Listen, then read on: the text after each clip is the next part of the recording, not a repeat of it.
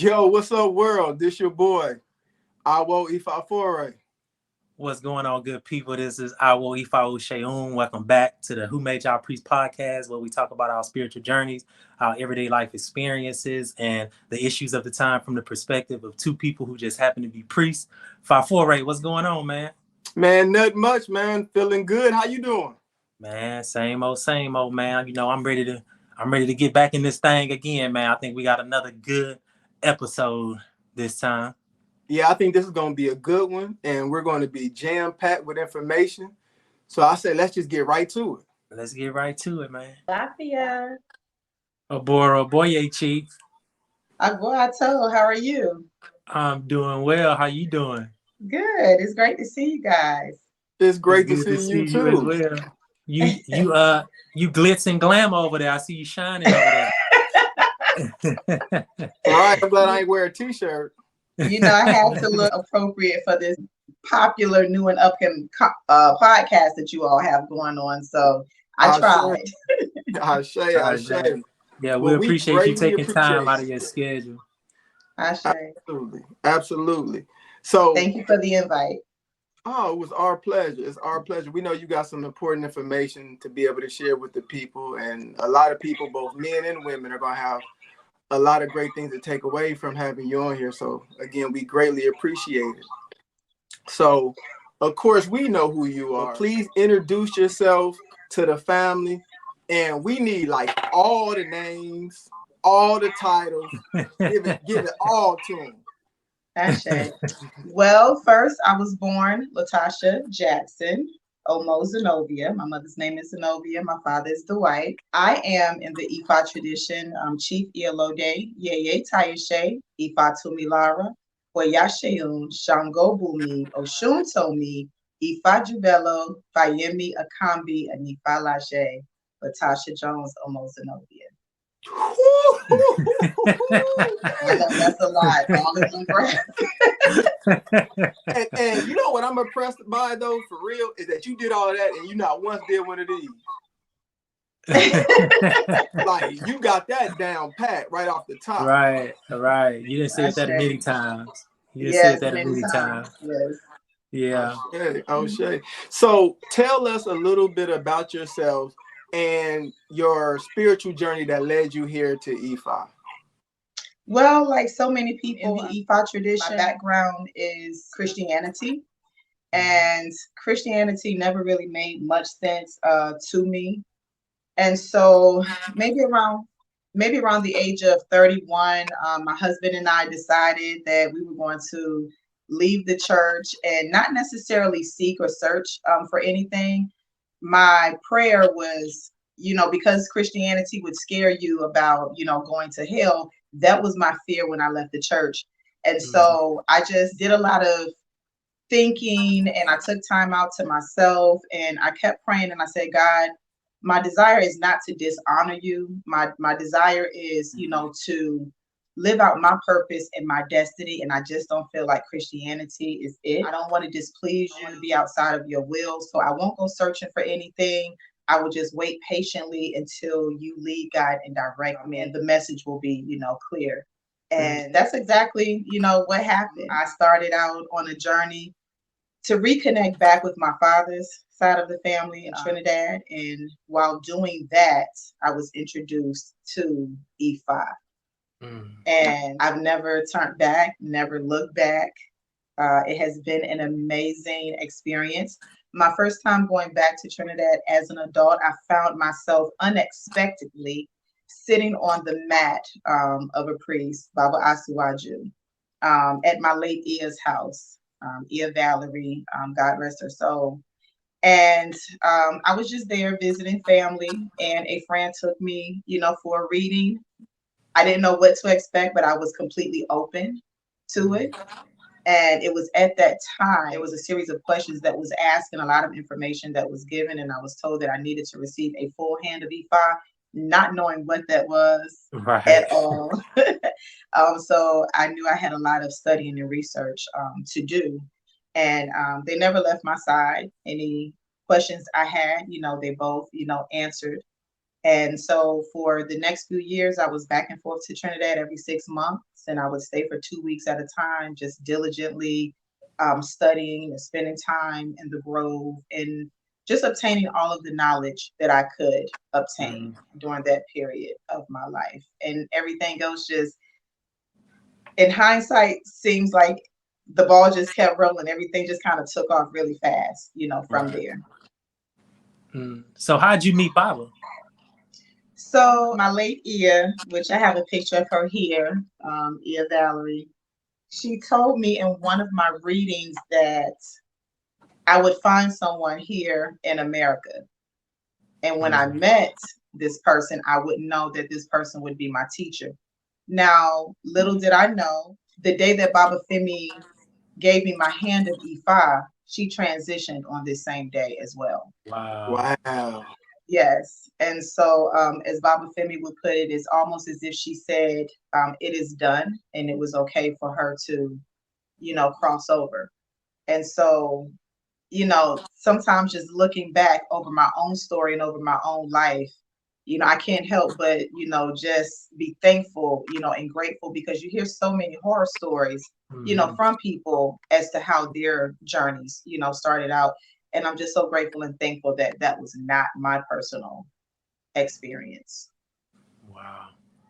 That was deep. Right. That's what I took away from it. It was like, hey, I did my part. I got you to your teacher. Now I can go rest. Right. Like that's powerful. That's powerful. Yeah. So you were there for our initiation last April. So the 10 of us are a mess. We are a mess in that we are all trying to figure out how to connect with the divine feminine. So with that, Oshayun and myself decided, let's take our listeners on a journey with uncovering the divine feminine with us. So we have dedicated this season to the divine feminine, and all the people that we had come on the show. We talked about the divine feminine. So I'm going to ask you, how would you define the divine feminine, and why is it important? So my personal definition of the divine feminine is a woman that is in spiritual alignment, both mind, body, and spirit. A lot of times, women are just focusing on one area of the three. It may just be their mental health. It may just be their spiritual health. But mostly when it comes down to women, it's usually the physical, because of society. And so to really be holistic or holy, one needs to be in alignment, both mind, body, and spirit, not just one out of the three or just two out of the three. It is really three out of the three. And so there's a lot of work that needs to be done in order to obtain that. That should be a part of a woman's everyday daily practice, not just once a week or, on a monthly basis. It is continual everyday work all day, every day, being totally conscious about what you're eating, what you're watching, what you're listening to, who you're dating, who you're being intimate with. What is your spiritual practice?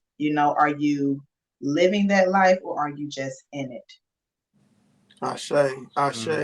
So how do women, and maybe even more importantly, since we struggle with that so much, us as men, tap into that divine feminine or that feminine energy? So I think a lot of times men tend to forget that we all started out as women. And just, some of us, mutated, into that masculine energy. But it's really all about understanding that we are you and you all are us. So there really isn't that much of a separation outside of the physicality. So for men to understand that an aspect of yourself is very feminine, and there's an aspect of women, that's masculine. It's just all about the balance. And then having men to understand that not every woman had a mother or another woman in her life to teach her about, being a divine feminine, or anything, of that nature. And so when you're looking to take on a wife, or a girlfriend, it's very important for our men to start talking to our young, men about what the divine feminine is, because she may not know. And unfortunately, you all may have to be the ones, to teach, that young lady as well as, our sons. We were told that you do womb work. Yes. And focus on womb healing. So tell us about that and how you got started in that.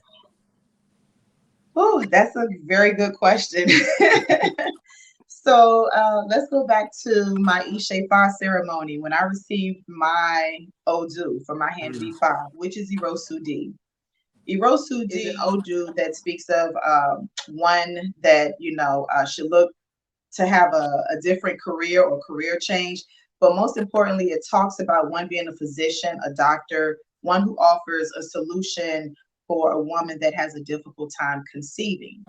And so I remember getting this Odu and I was like, okay, that doesn't sound like me. I went to school for cardiovascular tech, I'm doing body wraps and, all of these other trades, but conception was not one. And so it was not until I returned back from Africa, going through Taifa in 2016, a few months after returning back home, I took a trip to New York, linked up with this priest that was there that offered a womb Reiki healing certification program, and I took her class. And so once again, even looking back, I like to tell people it's not what I was doing at the time that I received my Odu, but I remained steadfast and unmovable, and I trusted the process and I trusted Ifa, and these things came to me. So I had to patiently wait for the puzzle pieces to connect, together. But it wasn't what I was doing initially. So it was definitely in alignment with my purpose and my destiny. And I'm grateful because at the time, Baba would always say, perfect your craft. And a lot of times priests are looking to see what another priest is doing to their left and to their right, as opposed to just looking to Ifa so that you can perfect your craft. Right. So if there's a such thing as womb healing, then there must be its opposite. There must be some misalignment or some disease to the womb. How does that manifest? What does that look like? Well, the manifestation of a misaligned womb or a womb that is diseased can come from a lot of different things. It can come from generational curses. It can come from the mitochondrial DNA, which is what we as women pass on to each other. We pass it on to our children, I should say. So the mitochondrial DNA as a woman, I can pass it on to both my sons and my daughters. But my son's children will get it from their mothers, as opposed to him being able to pass it on, because men cannot pass it on. Right. You both have your mother's mitochondrial DNA, but your children's mitochondrial DNA come from their mothers. Right. And so with that being said, we pass on a lot of genetic information to our children that then continue to go on and mutate or copy, the family's bloodline and the traumas that's within the bloodline. And so that's where a lot of the misalignment, the diseases, come from. You see a lot of women today where, they're giving birth, but now they can't even breastfeed, their children. The body isn't producing, enough milk. Where is that coming from? The breasts represent, how we nurture and how we, feed. So there's a lot that's, really off and misaligned, not just with the womb, but with the universe. Because when you're talking about a misaligned womb, there's several different things to look at. You have, the womb of the woman itself, but then you also have the universe, that is a womb, within itself, as well. So sometimes when the universe is out of alignment, we as women, our wombs can be out of alignment because we're so connected to nature. And more specifically, the moon. The moon has, a lot of a big effect on us, as women. Absolutely. So that womb healing is then healing the trauma in the ancestral lineage that gets passed down from generation to generation through the womb of the woman. Correct. That's big. Correct. Right. That is. So how important is it for a woman to understand her own womb health? It's extremely important. It's extremely important. Unfortunately, most women did not have a mother that would tell them about, feminine hygiene, or didn't give them enough information about, starting, their cycles, what to do, what not to do, or even when it comes down to choosing, a mate, and becoming sexually active. So they're just kind of out here just wandering, in the world trying to figure things out, for themselves. And in doing that, they make a lot of mistakes, along the way. Getting with the wrong, partners, not understanding the health and the pH balance, of their bodies, not understanding the natural odor of a woman's body. Most women don't even really know the correct terminology for, their body parts, or even just, the vaginal area. We're living in times where most women are teaching their little girls to give the vagina a nickname, as opposed to calling it exactly, what it is. So Right. it's almost as if it's taboo. And so for that reason, it's extremely important for a woman to really be in tune with knowing about, her feminine health and, hygiene of her womb, because we are the teachers. We're the progenitors, of everything dealing with the womb. So if we're not educated, we can't educate the next generation, which Right. means the generation behind them won't be educated as well. So can an unhealthy womb manifest itself emotionally? And if so, what does that look like? Like what can we look for to as men to know when a woman's womb is misaligned? Well, to answer that question, yes, absolutely. Emotions can definitely have an effect, on the womb.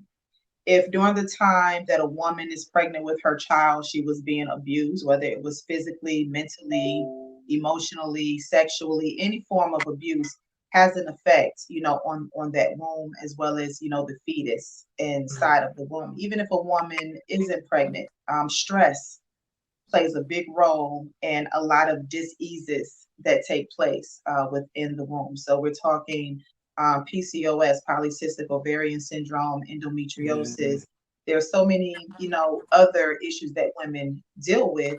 And a lot of times it comes from emotions, unresolved emotions, especially if it's, mother, daughter, emotions, not just mother, daughter emotions where you didn't get along with your mother, or your mother wasn't really nurturing and you needed that guidance, but more specifically, the way that the universe has balance set, it's daddy's girls and mama's boys. So if a woman did not have her father, in the house, and she's missing that energy, of, the father, that masculine energy within the home, that could also offset her emotionally and cause issues within the womb. Mm. Mm. So like Jimmy said, like Fafori said, you were there for our Take Five, and Yes. you heard them tell us that we were too masculine, that we need to tap into the divine feminine. Why is it important for us as men to understand womb health? Well, that's a very good question. If you're married, or if you're dating, if you're going to be intimate with a woman, those are all reasons to know, what her emotional status is, what her womb health is like, how much she may know about her own body. Think about it. If you're going to eventually have children with this woman, you want to know the information that she has about her own body, her own self. The more that she knows about herself, then you already know and can feel confident that she's going to teach that to your children Right. as well. It also will help to guide you in knowing where she is spiritually, with herself, in reference to the healing from generational traumas within her own family. Before you get too deeply involved, sometimes people are this far up, in their marriage before they really start to see the traumas manifest, in their mates. And then you really don't know, what to do to help this individual because you didn't get involved with this person or decide to get married to this person in order to help them heal from these traumas. You thought that you were getting with someone that was already whole or someone that was already healed. Or sometimes the trauma bonding, you link yourself with someone thinking that they can heal you, and you don't really know that they still need healing, themselves as well. So it's extremely important to know because, if you think about it, I'm not really into gender roles, but when you think about it, when it comes down to the woman, in the household, she's going to be the nurturer. And if she's not nurturing herself, it's going to be difficult most days for her to be able to nurture you. You need to be able to know when she needs a break from nurturing the children because she needs to take time out to nurture herself. Once again, going back to being in alignment, both mind, body, and in spirit. If you start out healthy, before you become a wife or you become, a mother, then you have a better opportunity to have healthy balance in the relationship or in the marriage or even, as a mom. But if you start that healing process after you've become someone's wife or after you've become a mother, it makes it a little bit more challenging. It doesn't make it not doable. It's just going to be more challenging because now you have more on your plate. Right. It's interesting listening to hear you say that. And I realized that I actually was introduced to womb health 20 plus years ago, listening to the world famous poet and philosopher Tupac Shakur, where he said the womb is polluted, so it ain't safe to make babies. He was before his time. Absolutely, for sure. For sure. That's definite. Yes. Yeah, he was. Yeah. He was. Yeah. So I don't know if you know or have heard the story about my wife and I. I know you've met my wife once. I know of at least once because I was there. But I don't know if you know the story about her and I and how difficult it was for us to conceive and all of the things that had to be done for us to be able to conceive, and then all of the difficulty that took place with her being born premature and things like that. So can womb health or the lack thereof cause difficulty with conception? Yes, absolutely. There's a lot of different factors that play a role. Most importantly is the generational curse. From there, I would say, nutrition, stress, factors. A lot of women have like terrible sleep patterns or habits. The emotional eating, at night causes the body to work overtime when you finally do go to sleep, as opposed to allowing the organs in the body to be able to rest while you're sleeping. If you're emotionally eating at night, the body is working, overtime in order to break down what you ate before, finally dozing off. So yes, a lot of factors play a role in not being able to conceive. A lot of people don't really take into consideration that we're talking about ancestors that's returning, through us. And the wisdom of those ancestors sometimes will say, no. I don't want to go back, right now. This womb is not healthy. They're trying to make better choices and better decisions, especially if they're coming back to exonerate themselves, or they're coming back to right some wrongs, or they're coming back to finish some things that they weren't able to complete in their last lifetime. And so these ancestors, especially as we that's in the practice of Ifa continue to venerate them, they're becoming wiser, they're becoming stronger, and they're being able to say, nope, not now, nope, not this womb, nope, this person needs a little bit more work, or they'll be being born right back into what they left when they left last lifetime. It's crazy that you talk about generational curses because that's not something that I would have even considered before meeting y'all. I wouldn't even thought about anything like that. And when Baba and the other priests that were there spoke to my wife, myself, about my daughter during her Esentaye.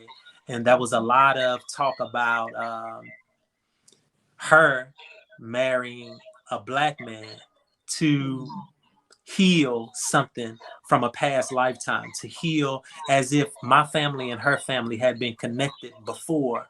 And before all of this, her and I had spoke about that, because it seemed as if our ancestors were following each other. You know, as we started to do our ancestry and our genealogy, we started to find that our ancestors were kind of following each other. So that was something amazing that they brought up in her Esentaye. So yeah. I can believe that. I tell Baba all the time, I think that we are all a part of, you know, the same egg bay. Yeah. Absolutely. So, Absolutely. yeah. And it was even told to me during my Ishe 5, you know, that anytime I was to conceive, to make sure that the woman came for ritual. So when, you know, Tiffany was pregnant with our son, she had to go and have a ritual done to make sure, you know, everything went good with that pregnancy. And I think it went good. I saw a little boy on Instagram that was talking real good, so I was like, wait a minute, maybe it didn't go too well. Little boy was talking real good. I've been looking at my son sideways all day. Like, I thought you were smart. He is just fine. No, he good. He good. Yeah. But you know, it's crazy though. With what you're talking about is an interesting segue, because right now there's a lot going on about, you know, Roe v. Wade, and a lot of conversations going on about abortion. And we even, you know, in our first season had 2 episodes about abortion and the Roe v. Wade ruling. So being that you are a mother, you're a priest, and you do womb healing, what is your stance on Roe v. Wade and abortion?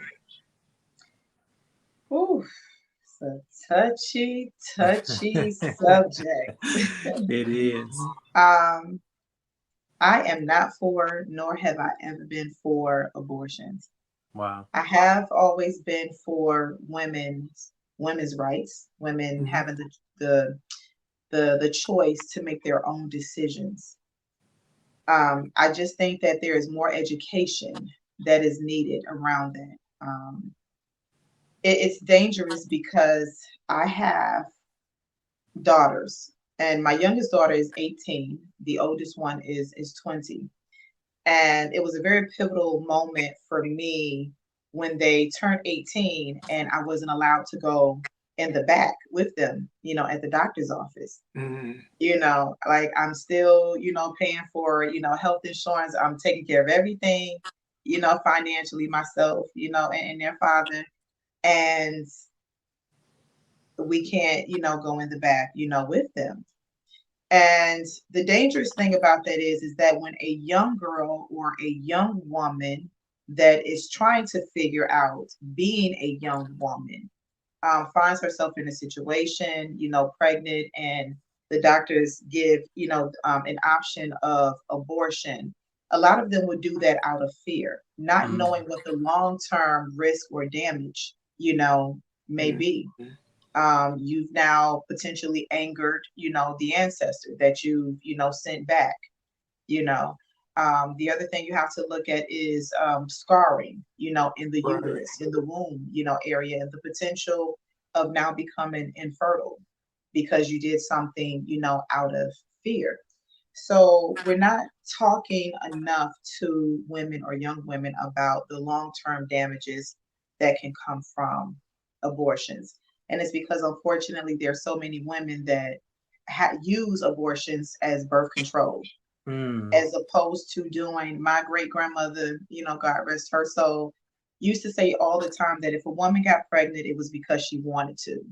Because she told me that in her day and time, you know, women had to really pay attention to their cycles and know when they, you know, were fertile. They knew when they could get pregnant and when, they would not get pregnant. They didn't have all of these birth control choices and alternatives that's constantly being pushed, in our daughters, faces, during this day and time. So for me, it's dangerous. So I've always, been against it. As I said, with my daughters, even when the oldest one is the only one that's sexually active, right now. And I told her I've never been on birth control ever. I told her we weren't doing birth control. If she ever decided that, it's what she wanted to do, then we would sit down, and talk about it. But she knows what my stance is on it. And as a woman, I really took time out to talk to her about knowing her cycle and knowing when she's, most fertile, but also most importantly, talking about, protective, sex, as well. Especially when I say protective sex, we're not just talking about, condoms. We're also talking about mates, as well, So I tell her all the time, STDs is more than one, STD. So we're not just talking about sexually transmitted diseases. We're talking about spiritually transmitted diseases as well. And sometimes that one is the most difficult to be cured of. So prevention is better than cure. Absolutely. And I'm glad you mentioned those things. So man, me too. One of the things that you said that's triggering for me, and I can appreciate because you are like a throwback to a generation that we have almost long forgot. And what I've longed for is we got spirituality down pat as a people. We got prayer down pat. We got all that down pat. What I would like to see us do is to take all of that and then move into a direction of, priestesses in their tradition becoming doulas or even becoming nurse practitioners and midwives and things of that nature, so that whenever we are going through those things, like you talked about, like it's crazy for you to go to the doctor with your daughter and not go back to, with her and the doctor. Right. You know what I'm saying? Especially if what they may be pushing or what they stand on may not be in alignment with your family unit. Right. And I would just love to see us, and I talked about this in the second podcast that we did in Roe v. Wade, and talked about how, like you said, back then women didn't get pregnant if they didn't want to. Right. Because again, they track their cycles and things of that nature. And on top of that, let's just say if you were off a day or two and you did get pregnant, then women then knew of herbs and other safe ways where you could terminate a pregnancy if you felt for whatever reason, absolutely you had to go that way. Absolutely. I just wish that we moved in a direction to where we had schools.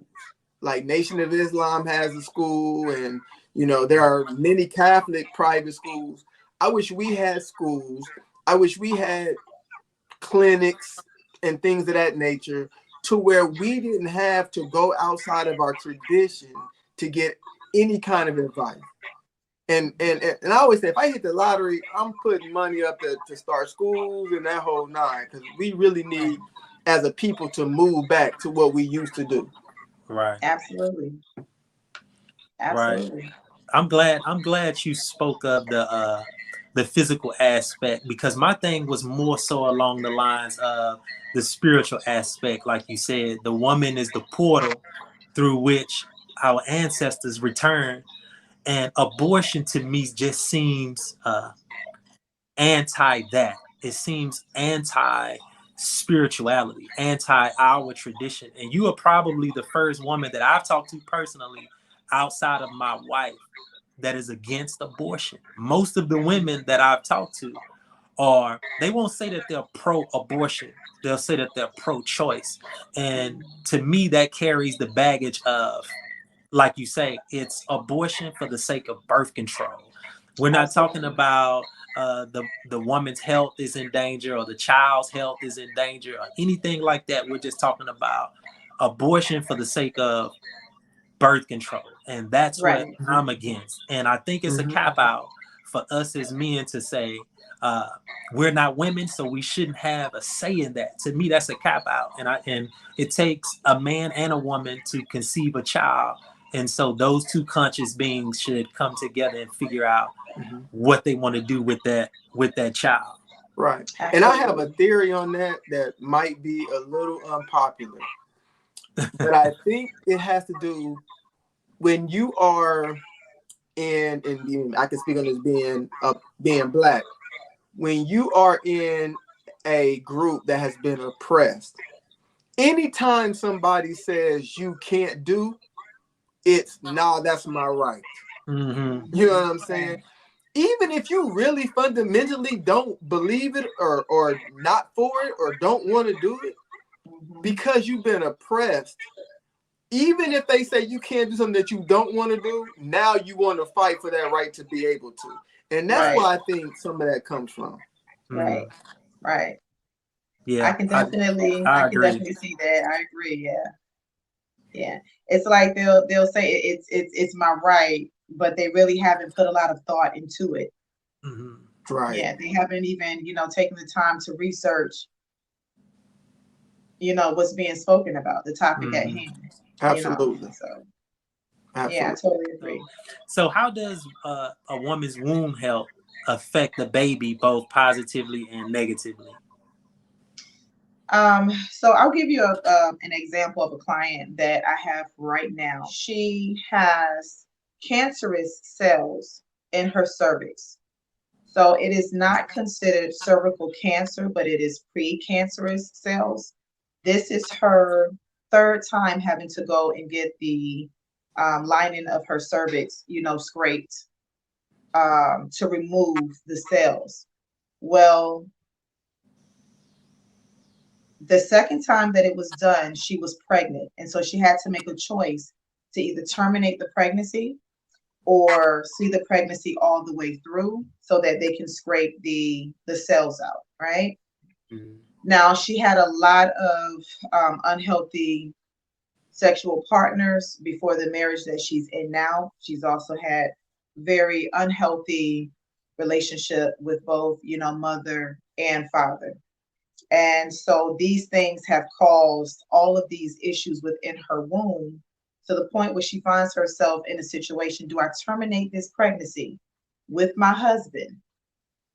Or do I continue on with this pregnancy and potentially have full-blown cancer by the time I deliver this baby? So it's almost like her life or the life of the child. Mm-hmm.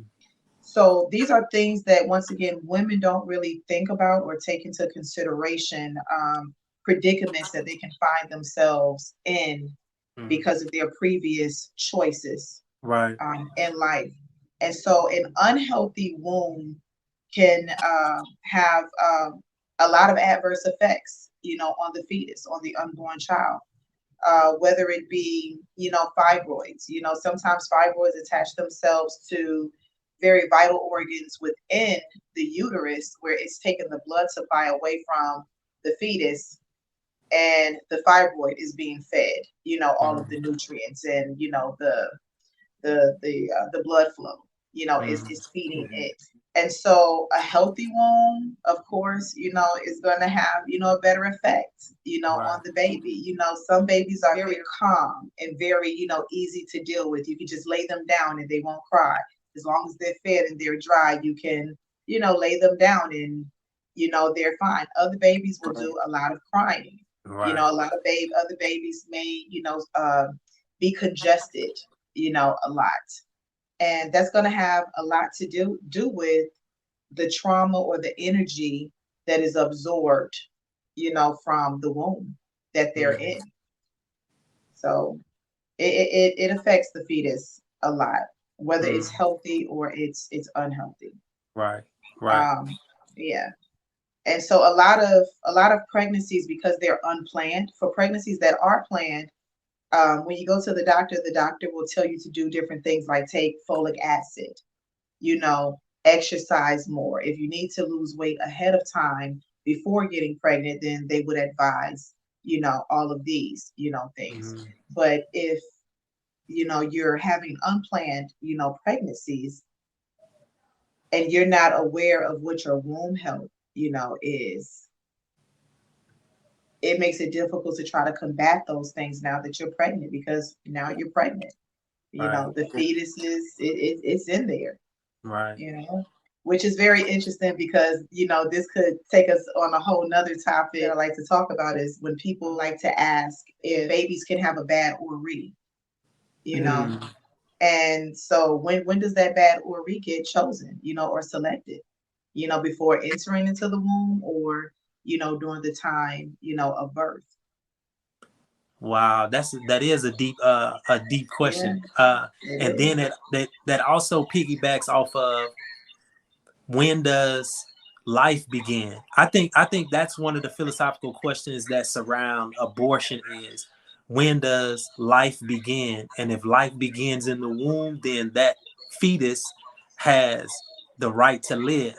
But if it's not a life, then who are we to say that that fetus has a right uh, to live? But I'm I lean more along the lines that uh, life begins at conception, and it's just because I believe that that life never ends, Right. that life is that most of what we say happens in the spirit realm, and not during the sex act.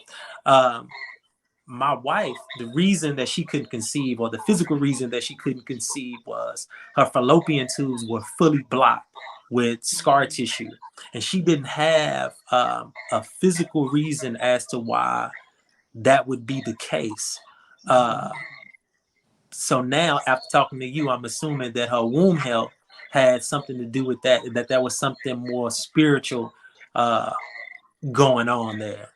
So let me ask you a question. Was there ever a time in your wife's life where she felt like she wasn't being heard, or that she didn't have a voice?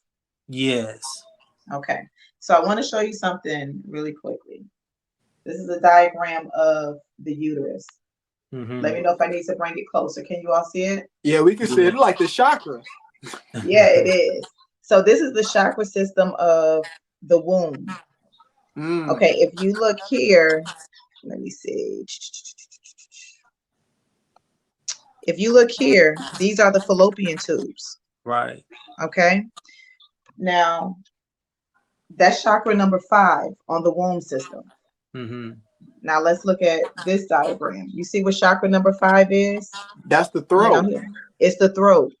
So the Mm. two are correlating, with, each other. Not feeling heard, that's a blockage. But her blockage was manifesting itself in her, fallopian tubes. Wow. And so these are things that we have to learn. If you think about, imagine what the ovaries look like, and imagine what the tonsils look like. Mm-hmm. Imagine what the epiglottis, looks like, that hangs in the back of the throat. They all kind of look alike. There's a correlation there that I go deeper into in my womb Reiki healing, class with these diagrams. But they're all correlated. So a lot of times what happens in the spiritual has to manifest itself in the physical. Absolutely. Yeah. Right. And so we can't really control, that, like where it's going to manifest itself, in the physical. Until we really start moving, acting, and functioning in a way to where we really understand that we are spiritual beings having a human experience. And we start to focus more on our spirituality as opposed to our physical, then these things will continue to occur. Mm. And that's the true magic and the true key of womb healing is operating from a spiritual, perspective. Mm. What's really dope about that, I hope this answers some questions that people may have aside from this specific topic. And as a priest, right, people associate priests with spiritual religious stuff, right? And people who are kind of on the outside have an outlook on spiritual/religious people. Everything that I heard you say, you sounded like a scientist, which goes back to what O'Shea Owen and I say, and other people always say, is that if you go back far enough in time, you would not be able to tell the difference between a quote unquote priest or what you look today in modern times as a scientist. Mm-hmm. Because being a priest or priesthood or spirituality is sacred science. Right. So if you're not paying attention, you may be like, oh, they're just talking about some pray it away. But no, it's actually a science to it. Mm-hmm. So the way you broke that down, I hope people who kind of on the outside and kind of have a twisted view of what spirituality is, heard you and was like, oh, okay, that's different than what I thought it was. Right. Right. I'm gonna have to get my wife to take your class. I should. She's been looking for something to get into, and she's been talking about Reiki. Oh yeah, I'm gonna say, yeah, you need to take Chief Iyalode class and learn about that, about womb health and things like that. Baba and the other priests talk to us a lot about intuition and a woman's intuition. I know for sure I don't listen to mine as much as I should. I'm a thinker, and I can think myself out of out of anything. I stay in my head for so long, and I get to thinking about I want things to be perfect in my head, and that's sometimes the thing. It is. I so can I relate. get it. I get it honestly. And all of my other signs are air signs. I'm a Gemini. My Odu is Iwari Meji. So it's all. I'm just here. He a super Gemini. He a super Gemini. That's what I always tell me. He a super Gemini. So is womb health connected to a woman's intuition? Yes, absolutely. That right there, now that's a deep question. Yes, it is one of the things that irritates me the most. I spend a lot of time talking to women. Everything that I do is surrounded by women. My path of Oya is Kori Koto, which deals with, women and children. My chieftaincy title, is, the queen of women. And so even just, trying to balance out these different, titles and the different names, more and more women, are coming. And my desire and my prayer is for them to be able to strengthen their spirit of discernment. But I realize the reason why their spirit of discernment and their intuition is off is because they're not really focusing on them. Almost every woman whose intuition and spirit of discernment is off, their main focus is on finding Mr. Right. And I always have to tell them, but you're not Mrs. Right. So even if Mr. Right came along right now, you're not ready, for him. So why are you even looking for Mr. Right? You need to be looking for you. You need to be looking for yourself, redefining, who you are. I always tell people that newly come through their Ishe 5, try not to use, your government name, as much. There's nothing wrong with it. As Baba says, your mother got it right the first time. We agree with that. But there is a different vibration that comes along with whatever your Ifa name, may be. You're getting to know that spiritual side, of yourself. So for me, I spent, 30 some years of my life being Latasha. And so now it was time for me to redefine, who is Oya Sheum, just with the hand of Ifa. Ifa Jube with my hand of Ifa. Then becoming a priest, who is Ifa Tumilara, as a priest of Ifa. There's a different energy that comes with each one of these, spiritual names, and they elevate you differently.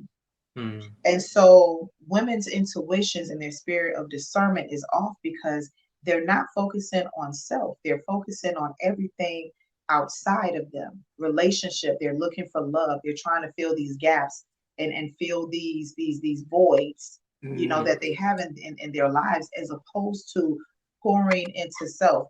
The Odu Warren Barad that speaks about the solution to all of our problems lie within ourselves. Most people don't want to look at self. most people don't want to go within and do the work. And so it's a lot easier to be distracted and stay focused on everything outside of self. Spending more time on Amazon, buying multiple E5 books. Nothing wrong with Shots meditating. fired. Shots fired. Shots fired. Pow! Sorry. But by buying a lot of books, meditating, and there's nothing wrong with these things, but we're just talking about physical things outside of self when the Odu tells us that the solution to all of our problems is in here. And what Odu is that again? That is a warm bara. Yeah, ain't that the Odu that Tabitha, Tiffany, and Charissa received at their Soday? Don't get me lying. Oh. I'm trying to keep up with mine. I feel you. Yeah. Right.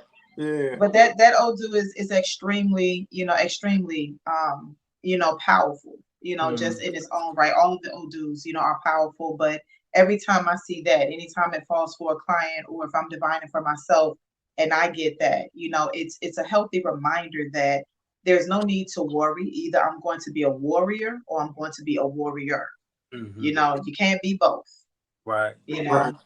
And so the intuition of a woman and the spirit of discernment will increase, more and more as they do the healing work that, she needs to do on self. Right. Right. But what is intuition? So intuition, well, first and first, the womb is really, your first mind. And this is really, your second mind. I mean, if you think about it as kids, when we were about to get in trouble, you hear the cracking of that belt, you're about to get some lashes. You first feel that energy here, that butterfly feeling, in your stomach. When you get bad news, you feel it first, here, in your stomach. Yeah. There is something about us as women where spirit speaks to us here. Spirit really speaks to us here. And a lot of times we don't listen. And that's because the intuition is off. But you'll first feel it here when you know that there's something that you should not do. It's not good. You're approaching danger. Something bad is going to, happen. There's going to be consequences, for these actions. We always feel it here. This mind is something totally different. This mind will make you question, something. And we'll always say, I should have gone with my first mind. Going with your first mind is here. It's your gut. It's your spirit. Spirit is speaking to you here.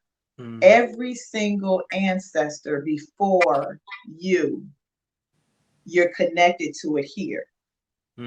Your belly button, that umbilical cord. So the physical umbilical cord was cut, but that spiritual umbilical cord is always intact. And so there's never a situation that you'll find yourself in where your ancestors won't pinch you, punch you, whisper in your ear, or give you a notion right here in the abdominal area. That's that intuition. Yeah, that's dope. I came in here with specific understanding of kind of things we were going to get educated about, or that the listeners were going to get educated about. But that was a bar about using your Ishe Fa or Te Fa name. Because I tell my sister that all the time, that it's a prayer when people say your name, and so I always call her by her Ifa name, and she always said, "No, my name is Ashley." And I'll be like, "I'm gonna tell Baba." But then I always tell her, we get serious, and I tell her why it's important for her to use her Ifa name as much as possible. Not telling you go to work and introduce yourself to people at the job as Ifa Fun Minimo. But when you're outside of that space, definitely. Yes, Ashe, absolutely. I have a question. So we understand that the vessel, the womb, is what brings life into existence. And therefore, it also seems like it's the source of a woman's power. So what happens in a situation, because we know that for women in America, especially women of color, anytime you go into the doctor and you got the issue with the womb, they're pulling out, the womb, they're doing your ovaries, they're doing a hysterectomy. How does that affect you as a woman? Like, how does that affect your source of power then, if you had that type of procedure? It doesn't. The blueprint will always remain. The blueprint will always remain.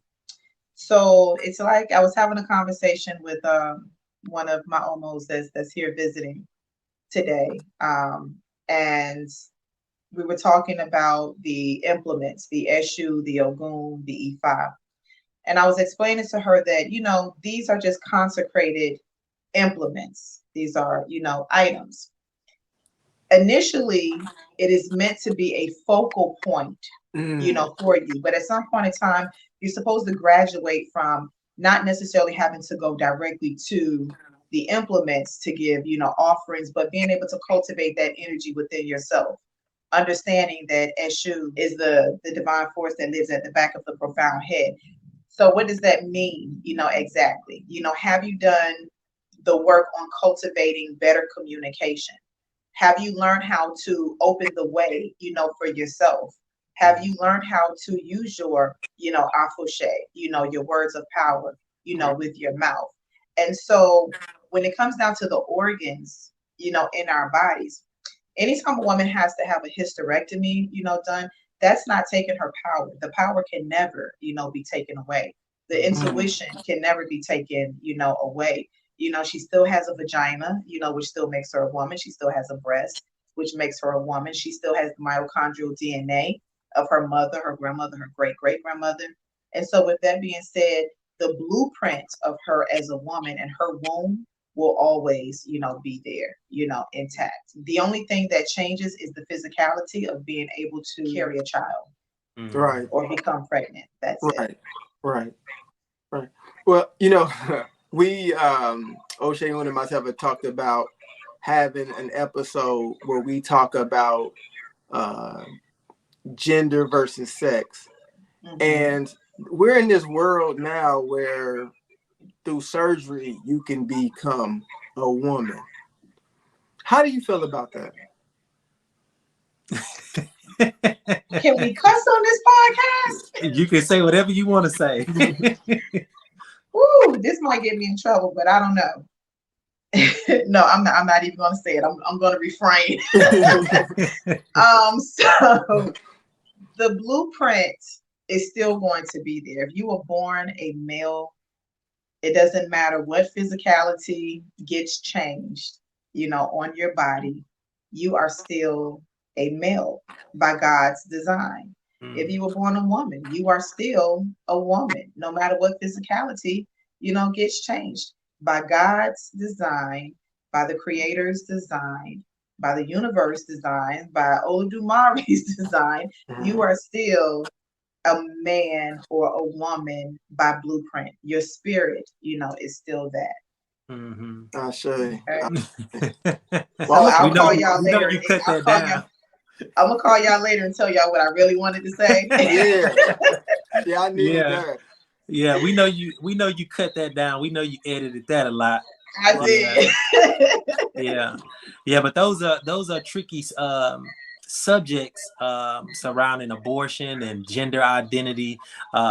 Jimmy and I, like he said, Fafore and I, like he said, we talk about gender versus sex, and we'll get into that on another episode, because I think he and I disagree a little bit on that. So that's gonna be a good episode where we can kind of debate a little bit. But and everybody is waiting for us to disagree. They like, man, we want to hear an episode where y'all disagree. Right. So we're gonna give them one this season. We kind of disagree on that, but we knew that we were going to have a good episode with you here. We knew that we were going to learn some things, that the audience was going to learn some things. I learned more than I expected to learn. I have some things to go back and tell my wife. I'm definitely going to tell her to get in touch with you about that class, because that's something that she needs to do. She's trying to find something I don't think she's excited as I am about studying and Ifa and the rituals and the, trying to get in touch with my spiritual self and things like that. She wants something to do. She wants to learn something, like I need to learn Reiki, or I need to learn this or that. Okay, so now we got it. Now we're gonna send you to Chief Iyalode, and we're gonna get you right now. Ashe. We're gonna get you right. Man, you're a life path 11. Like, not too many people gonna be as excited about Right. spirituality as you are. That's just that's your design. Right. It's true. That's true. Right. So again, we really, really, really appreciate you taking time out of your busy schedule and tapping in with us and giving us some of your time, giving us some of your knowledge. We really, really, really appreciate you. Thank you so much for having me. I'm so proud of the both of you all. I am loving the show. I pray that Ifa continues to bless you all, continue to expand your territory, continue to expand your knowledge so that you can continue to share a lot of this good information with everyone that will be watching. So thank you so much, for having me. We really appreciate that. We needed them. We needed them prayers. Yeah. Ashe. Yeah. We got a protection prayer that Iyalode gave me that we gotta do. Dami is on it. Yeah, she sent it to us. So family, thank you for joining us. We got another good episode in there. We learned a lot more about the divine feminine and womb health. So ladies, they come in, eating Doritos before they get the rubbing and filling up on you. That Dorito dust on their fingers, make sure they wash their hands first. It's through you that we get here. So, you got to take care of that first. So we hope you enjoyed it as much as we have enjoyed it. We had fun. Again, another great episode in the books. And we'll see you guys same time next week. We love you. We appreciate you. Oh, make sure you subscribe. Make sure you like and make sure you share. Mm-hmm. And till next time, remember, life's a journey. Don't forget the map. Sure. Peace. Peace.